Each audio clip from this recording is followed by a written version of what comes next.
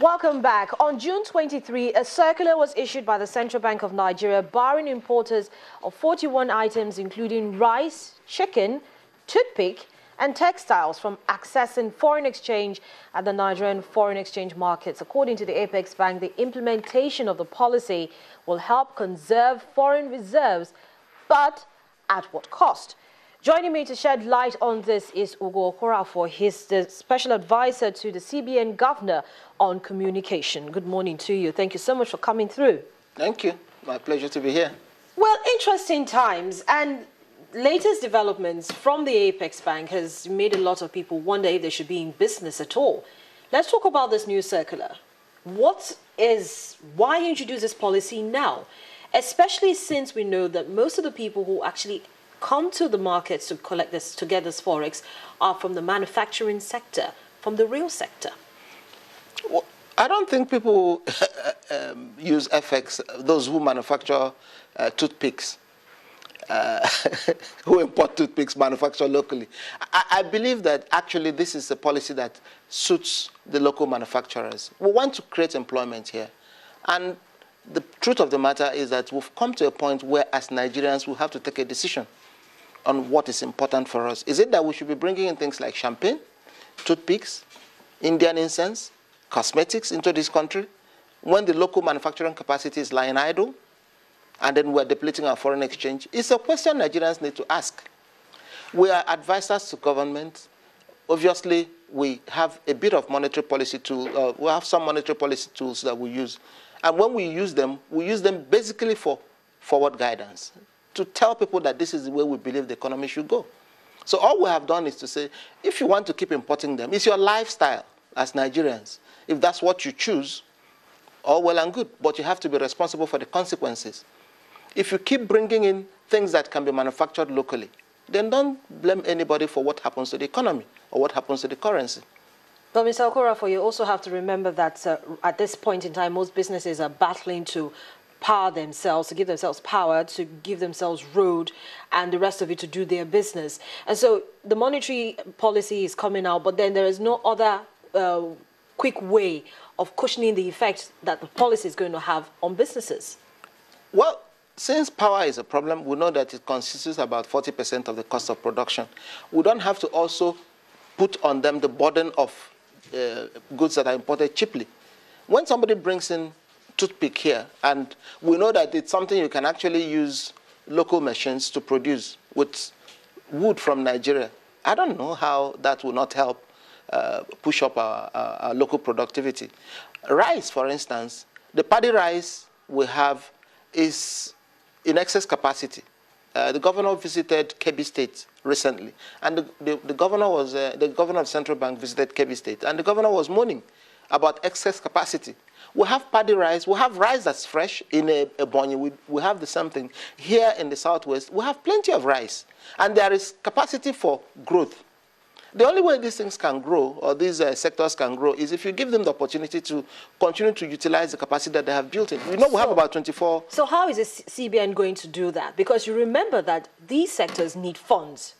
And to get the funds, there's always this constant, where should they run to the BOI? The Central Bank of Nigeria has done a number of bailouts for some sectors. So is the Central Bank of Nigeria going to, put itself in that position again of playing big brother and continue to bail out these sectors that need critical funds? No, I believe that what we have done really is to say those finished goods that we don't produce locally, which actually crowd out local production, should be excluded. We're not saying we're banning them. We don't have the right to ban them, and we don't want to ban anything.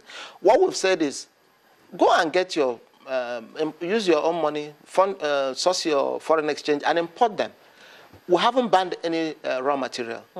What we have done is to say, hey, those things that we believe Nigerians can produce, we have enough rice here, potentially. And even what has been produced, the paddy rice that we have, is enough to meet local demand. But it's the quality, which some people, because of the kind of taste that they've acquired, they just think that this is not the kind of rice that they should be eating.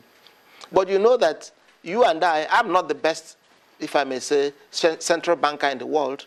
But I'm here in Nigeria. You are not the best presenter in the world, if I can say that. I mean, we are all Nigerians. So if we can consume our own services locally, why shouldn't we run the same thing through? Why do we then go and bring in what is produced outside when it comes to things like food? But you see, the reason, sorry to interrupt you there, a lot of people would say that the reason why they do that is because of the production, the quality, the output, just like what you mentioned. And a lot of times, these producers have the challenge of funds. And so we want to encourage local production, domestic production.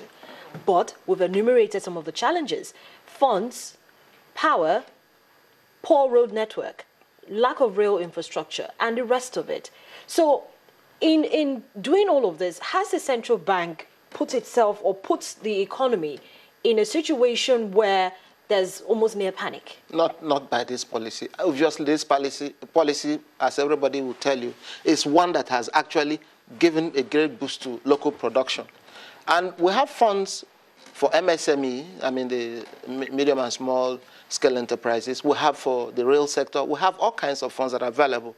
And even outside the central bank, banks have money to lend. The problem is, if you check on the grid of issues that affect production, it is not really access to fund that is number one. There are other issues like identity, like power. These are things that are of concern. People who have funds, that the banks that intermediate, who lend money to producers, need to be sure that they're giving money to the right kind of people and that they'll get that money back when they lend. So I think we need to take a look at the overall structure and not just look at funding. And even when you look at funding, this current policy is one that provides more fund for the use of those who are into manufacturing locally, because we haven't banned anything that is a raw material. So now with this new policy not, for instance, widen the disparity we're seeing of the Naira to the dollar exchange rate at the IFM and the parallel market? Well, there are several things that can lead to that. Of course, speculation is very important. Like I said, if Nigerians do not respond to the forward guidance that we have given, if they choose a particular lifestyle and say, this is what we must consume, let them know that there are consequences for that. For instance, we just found out, I think The Economist sometime a few days ago issued a report that the 7 or so ShopRite shops in Nigeria sold more champagne than the 49 ShopRite shops in South Africa within the same period. I don't think that's a good commentary for a country that is battling with its, you know, the only product that the only item we use in creating foreign exchange is oil. And oil has dropped by more than 50%. Now, we are in a place where there is monocultural economy. People are consuming things that they don't produce. We have local manufacturers lying comatose. And that's why the governor said, please, let us use the policies that we have within the central bank to encourage local production. So this is a critical time for us to take a decision as a country to say, hey, CBN, we like what you've done. What we are going to do is reduce our love for SUVs, for champagne, and for things of that nature, and ensure that we encourage local production. We've done well in music, in local fashion, in use of local materials, in Nollywood. And I think that we should do the same with other items in the economy. So for how long is this policy going to be in place? It's everything is dynamic. It depends on what exactly is happening in the economy. But you know that we used to have up to 24 months of imports backed by our foreign reserves. But then with the drop in oil and with the insistence on Nigerians to consume locally imported goods, we have run down our resources, run down our foreign exchange holding. And I think it's something that Nigerians should also be concerned about. And for as long as oil remains low and we don't diversify the economy and we continue to consume foreign-made goods, we're going to run into problems. So we'll continue to have this challenge before all of us. So now with the continued pressure like you've talked about and the fact that we're not seeing oil revenues coming in as quickly as it should, will the central bank be thinking about another devaluation? No, that's not devaluation. I would like you to I want you to look at what is happening. When you say devaluation, in a country like this where people insist on foreign-made goods, where local production capacity is low, we are not in a position to benefit directly from that kind of devaluation, which is why we are very reluctant to say we are going to reduce lower the value of the naira. Nigerians, a lot of them are sending their kids abroad. People go for health tourism. Nigerians, like I say, keep buying foreign-made goods. So all these things are the things that will keep putting a lot of pressure on the naira. Now, if we're able to reduce our demand for foreign-made goods, we're able to have education here, the quality that Nigerians can cope with, the kind of education that we had, then we won't have any need at all, no matter what the value is.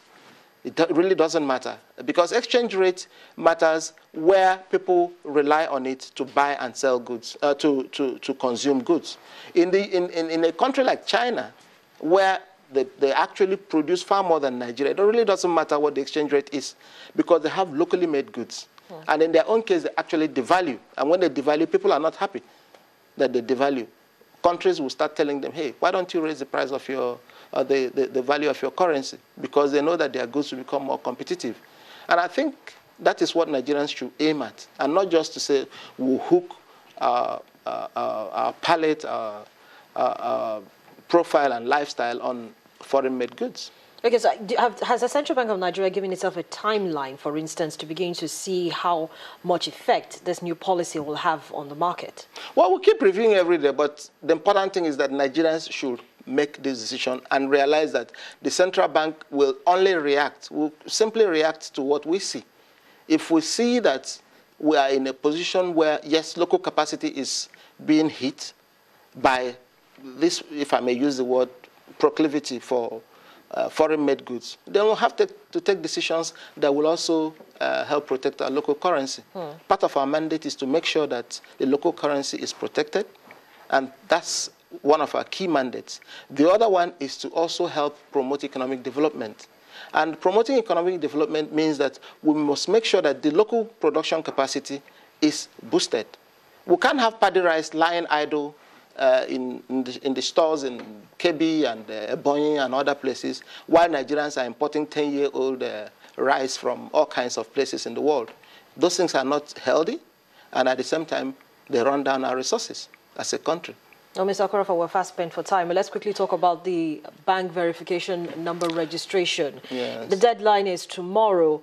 Has the BBN registration actually met the CBN's expectations? It's gone well. It's gone well. The thing is, we have about 40 million or so bank accounts, but that doesn't mean that we have 40 million bank customers. We have registered about 14 million, and we believe that so many of those accounts are tied. But we would like Nigerians to quickly go and register. They still have till Wednesday to do so. It's gone well, and we believe that this is what will also help bring more funds into the system. Because if banks are sure of who they're dealing with, then they'll be able to lend more to the private sector. So the BVN is something that has gone very well. But please, we'd like all Nigerians to quickly go and register. They still have today, tomorrow to do so. No extension? Why should there be an extension? There should be an extension if you haven't covered all your whole markets. The extension that we are going to give for now is to those in the diaspora, a few days that we've given them because of the peculiar circumstance. So what we want to do is ask those who are in the diaspora to just give us a little time to work out, because there are peculiarities. So we understand that, and they're quite worried. Several of them have registered, but some still haven't registered. We have told them that in the next few days, or for the next few days, they can use their accounts without any problem. But we'd like all those who live in Nigeria to quickly go and register. They still have till Wednesday to do so. But I think it's something that everybody will benefit. You're able to use your account. It's safer, it's surer, and it will give everybody access to more banking facility. Because, you see, we're actually reforming our payment system to make it world-class. And you'll agree that when you're in Nigeria, it's like you're transacting from any part of the world. This is really best international practice when it comes to payments. Ugo Okorafor, thank you so much for coming on the program this morning and shedding more light on that particular issue. Ugo Okorafor is a special advisor to the Central Bank of Nigeria Governor on Communications. We've got another perspective to this particular story. Please join us again after this break.